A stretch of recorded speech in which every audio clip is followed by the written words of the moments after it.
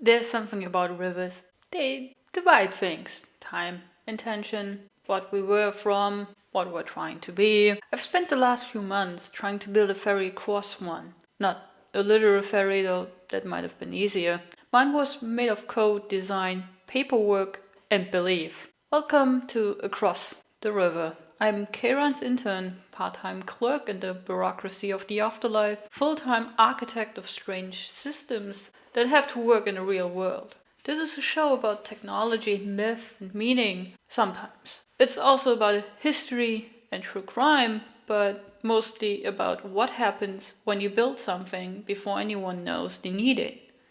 And what you learn when nobody actually needs it. This first episode is about the ferry itself, the software I built, the one that worked and still didn't cross the river. When I started Pantheon Platforms, I wanted to make a software or build a software that felt different. Not flashy, not move fast and break things. I wanted a tool that moved slowly and didn't break the people who were using it. Most compliance software looks and feels like it was designed during a caffeine crash in 1999. I wanted to fix that, to create ethical, quiet, well-built systems for real industries, the most overlooked ones, the ones most people never think about.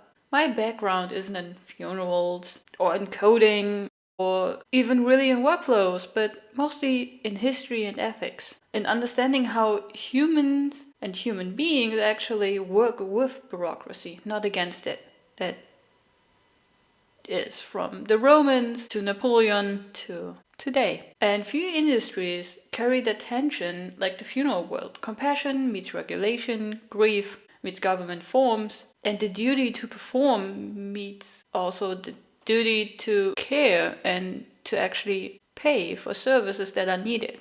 The idea behind Pantheon was simple: bring dignity to paperwork of death care. That turned into a product which I called Charon Compliance. Charon Compliance, for me, was, or still is, the core platform and the core product. I just recently learned that a Swiss company has also something called Charon, which is a software. So I need to make the distinction that when I talk about Charon Compliance, or also Charon, or how I call it, Charon Core, we are talking about the product I made up. It has never sold, and most likely it will not sell until I tell you guys. Charon Compliance was a cloud platform that managed regulatory documents for funeral homes and crematories. It automated the boring stuff, tracked deadlines, ensured legal compliance, the invisible work that keeps everything respectful and above board, so we don't end up like Penrose in Colorado. But I didn't want to build software. I wanted to build a philosophy around it, something secure, something ethical, something that didn't scream, "Buy me right now." I wanted to build something that made people feel safe using it. And that is what I try to do. Soft colors, calm typography, the digital equivalent of a steady hand. I was building a digital ferry for the people who ferry others, the literal Charons of modern society, navigating the logistics of death while trying to preserve human dignity. And I loved it. The late nights, the endless bug fixes, the joy of watching the thing come alive. It felt meaningful and purposeful. But meaning doesn't always equal momentum, as I were to learn. Charon Compliance was my first real project, the flagship of Pantheon Platforms. It was also the project that taught me more about failure than any textbook ever could, or has been doing. And I'll say it again, it's important to say this very clearly. Charon Compliance is copyrighted software developed and owned by Pantheon Platforms Incorporated. It's a proprietary system designed for compliance and workflow management. There's another company in Switzerland using the name Charon for something entirely different. Their software lives in another space, has another mission, is in a completely other market. Ours has always belonged to the funeral world. Basically, it's the same name, different river. I built the first version myself. A system of encryption, audit trails, automated document tracking, even early integration for medical certifications and official workflow within the United States. And it worked beautifully in theory and almost perfectly in testing, and nobody wanted to use it. Nothing. No users, no signups. A launch so quiet it could have been mistaken for a moment of silence. I remember the first time I opened the analytics dashboard after release. 0 visitors. The page was clean to clean, like a waiting room that had just been disinfected. The irony wasn't lost on me. It wasn't that the software was bad. It wasn't. It was that no one was there to use it. No audience, no story, no community. I had built a product without a public, a ferry before passengers. At the time, I called it a quiet launch. That's what founders say when something doesn't take off. It sounds intentional. But what it really was invisible. Because I hadn't made a very classic mistake. I didn't really made it speak. I believed that the quality of the thing would speak for itself, and it didn't. Software doesn't whisper. People do. And that silence really was the hardest part. You pour months into something, nights that turn into mornings, and when it's done, the river doesn't move. No ripples, no responses. I remember refreshing dashboards, rewriting landing pages, checking DNS settings as if the problem were technical. It wasn't. It was social, cultural, human. I had built something for people, but never built it with them. There's this myth in tech that if you build something beautiful and ethical, people will naturally find it.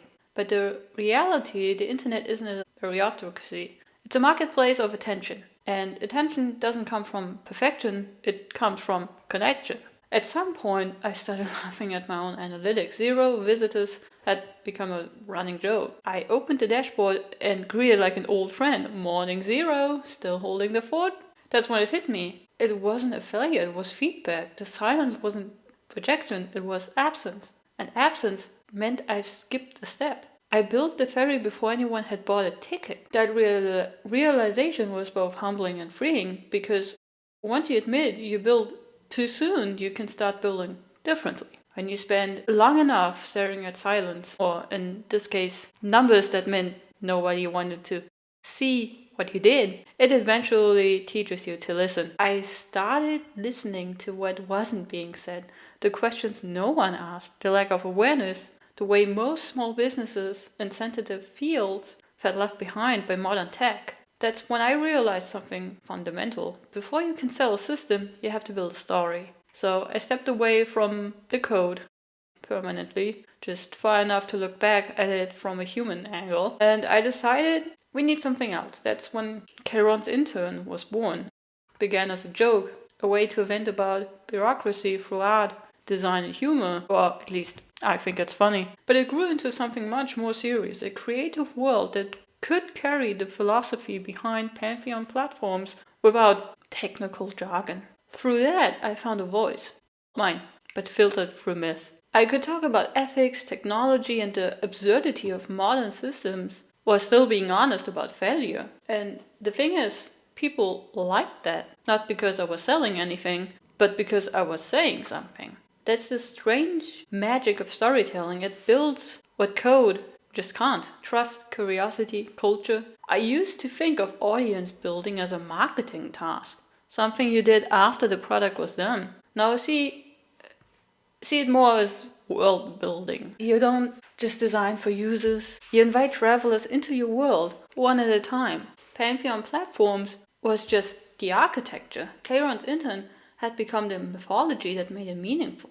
And that's when I stopped seeing the failed launch as an ending. It was an incubation period. The quiet before second life. When something doesn't work out the first time, you have a choice. You can delete it or you can let it dry out and study the bones. The bones of Pantheon Platforms were still strong. Ethics, design, care. The idea that software doesn't have to shout to matter.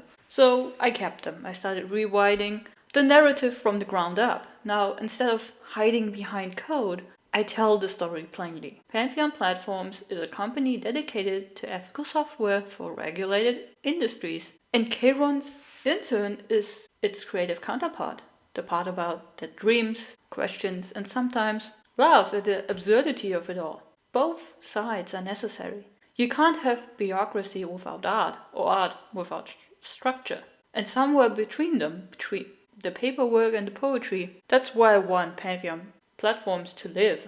I think the next version of the software will come when the world around it is ready, when enough people share the same language and say the same need. It won't be just code anymore, it'll be culture. Because that's what survived the flood, so to speak. No features, not frameworks, but philosophy. So that's where we are, halfway across the river, kinda stuck. I built a ferry that moved too soon, and for a while it sat there waiting. Now I'm building the passengers, the stories, the reason to cross. And this very podcast is part of that. It's a record of what it means to build from zero, to design with dignity, and to treat failure not as an obituary, but as an origin story. If you listened this far, you're part of it.